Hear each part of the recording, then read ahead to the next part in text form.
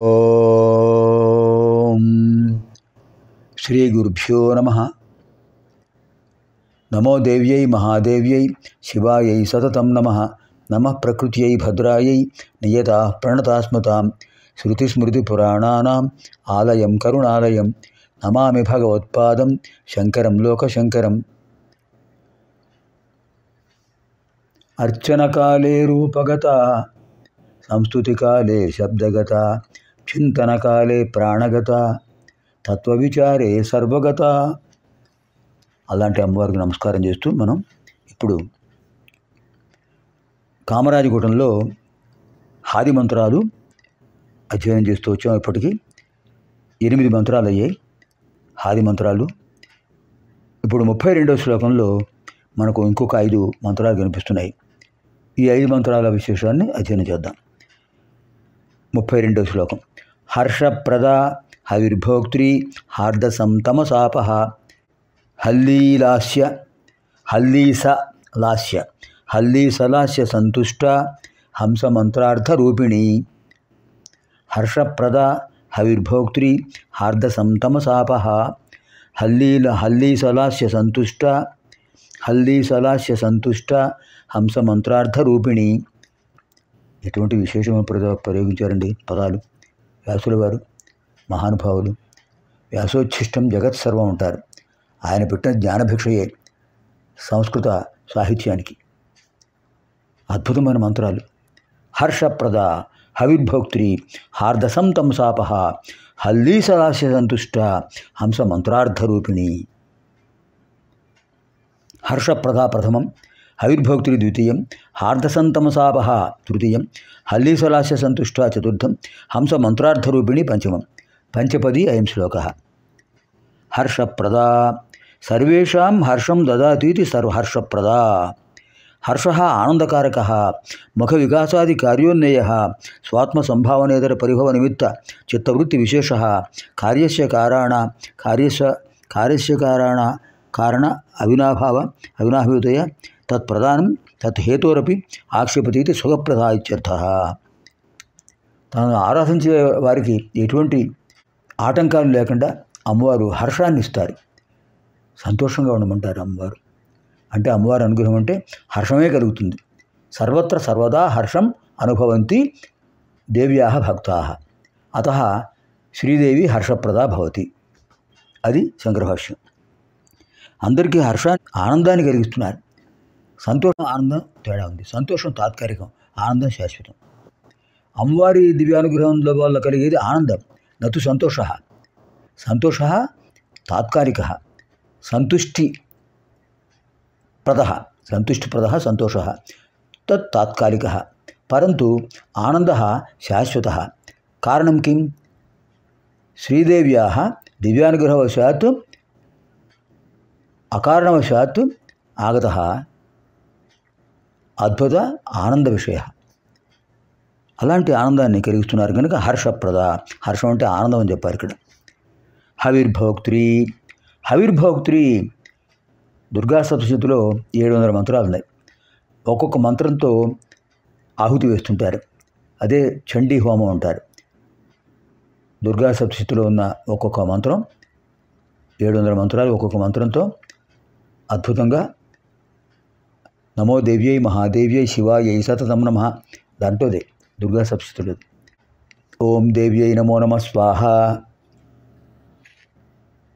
మహాదేవ్యై స్వాహ, అలా శివాయై స్వాహ, సతతకారుణ్య స్వభావై స్వాహ, హంసిన్యై స్వాహ, దుర్గాయై స్వాహ, చాముండేశ్వర్యై స్వాహ అని గోఘృతంతో కలిపినటువంటి నవధాన్యాలను, మూలికలను, అశ్వత్థ అంటే శ్వత్థ అంటే రావి, ఔదుంబర అంటే మేడి, శమి అంటే జమ్మి, బిల్వ మారేడు, మోదుగ సంస్కృతంలో పలాశ అంటారు మోదుగ. ఇవి పంచ కల్పవృక్షాలు. ఆ పంచ మూలికలతో అమ్మవారి మంత్రాన్ని చేస్తూ అగ్నిహోత్రం చేస్తే అప్పుడు హవిర్భోక్త్రి అవుతారు అమ్మవారు. అంటే ఆ హవిస్సును అమ్మవారు స్వీకరిస్తారట. వేసేది ఔషధ గుణములు కలిగిన మూలికలు. దేంతో కలిపి వేస్తున్నారు? గోఘృతంతో కలిపి వేస్తున్నారు. ఎలా వేస్తున్నారు? సామంత్రకంగా వేస్తున్నారు. అంతే హవిర్భోక్త్రి. అంచేత చండీ హోమం చేసేవాళ్ళు చాలా నియమనిష్టలతో చేయాలి. ఏకభుక్తం, భూషయనం, బ్రహ్మచర్యం, ఇన్ని నియమాలు పాటించాలి. నిరాహారంగా చేయాలి. ఆహార స్వీకరణ చేసి చేయకూడదు మానేసేయాలి. అంతేగాని ఏదో ఆపద్ధర్మం అండి అల్పాహారం చేసి చేస్తానండి చాలా చాలా తప్పు. అంతకైతే గోక్షీరం తీసుకోండి. చాలా విశేషమైన మహిమాన్వితమైనది చండీ హోమం. ఇక్కడ హవిర్భోక్త్రిలో ఆ విషయం చెప్పారు శంకర్ వారు. చండీదేవి హవిర్భోక్త్రి భవతి. అతః పంచదివ్యమూలికాభిः గోకృతేన సహితాభిः హుతాశ్చేత్ శ్రీమాత ఆనందకరీ భవతి, ఆనందదాయిని భవతి అని చెప్పారు. అది అలాంటి అమ్మవారికి హవిర్భోక్త్రి. తర్వాత హార్దసంతమసాపహ. హార్దసంతమస అపహ. హృదయావచ్ఛిన్నః హార్దః అస్మిన్ యత్ సమతం యత్ సంతమసం ఆవారకత్వాత్ తమాసీత్ ఇది శృత్యా చ ఆత్మవిషయకం తదాశ్రయం అజ్ఞానం అనర్థకరం అపి అకృతాకాశం ఇత్యుచ్యతే, అవ్యాకృత ఆకాశం ఇత్యుచ్యతే. మహావాక్య శ్రవణజన్య ధీవృత్తి ప్రతిఫలితాకారేణ ఆవహంతీతి సా తథా. అంటే ఏమిటి ఇక్కడ విశేషం? హృదయ అవచ్ఛిన్నమైనది హార్దము. హృదయంలో ఉన్నటువంటి విశేషమైన వస్తువే హార్దము. ఏమిటిది? బ్రహ్మజ్ఞానం. బ్రహ్మవిద్ బ్రహ్మైవ భవతి. బ్రహ్మజ్ఞానం పొందినవాడు బ్రహ్మతుడివాడు అవుతాడట. అలాగే హృదయంలో ఉన్నటువంటి అద్భుతమైన చైతన్యం ఏదైతే ఉందో దాన్ని హార్ద అంటారు. ఈ హార్ద అనే గుణంతో సమ్యక్ తమస అపహ, సంతమసాపహ. హృదయంలో ఉన్నటువంటి ఆత్మ చైతన్యంతో, అద్భుతమైన ఆనందమయ చైతన్యంతో, జ్ఞాన చైతన్యంతో సమ్యక్ బాగుగా తమస చీకటిని, అజ్ఞానమైన చీకటిని అపహ తొలగించేస్తారు అమ్మవారు. అమ్మవారిని సదా సర్వదా ధ్యానిస్తూ హృదయంలో అమ్మవారి యొక్క జ్యోతి స్వరూపాన్ని ధ్యానిస్తూ ఉండే వాళ్ళకు ఎటువంటి అజ్ఞానం ఉండదట. అందుకనే చెప్పారు హార్ద సంతమస అపహ. అజ్ఞానాన్ని పూర్తిగా తొలగిస్తారు కనుక హార్ద సంతమసాపహ. తర్వాత హల్లీస లాస్య సంతుష్ట. కైలాసంలో ప్రదోష సమయంలో అంటే నక్షత్రోదయ సమయంలో కైలాసంలో పరమేశ్వరుడు రాజరాజేశ్వరుడు తాండవం చేస్తుంటాడు. అమ్మవారు లాస్యం చేస్తుంటారు. అమ్మవారితో పాటు అమ్మవారి పరిచారకులు కూడా చేస్తుంటారు. అమ్మవారు వాళ్ళు చేసే లాస్యం చూసి ఇంకా సంతోషిస్తుంటారట. అది హల్లీస లాస్య సంతుష్ట. హల్లీస అంటే కోలాటాలు. ఇప్పటికీ మనకు ఆచారంగా ఉంది. ఈ కోలాటాలు వేయడం అనేది ఇప్పటిది కాదండి, ఆచారం ఆ యుగం నాటి నుంచి వస్తుంది.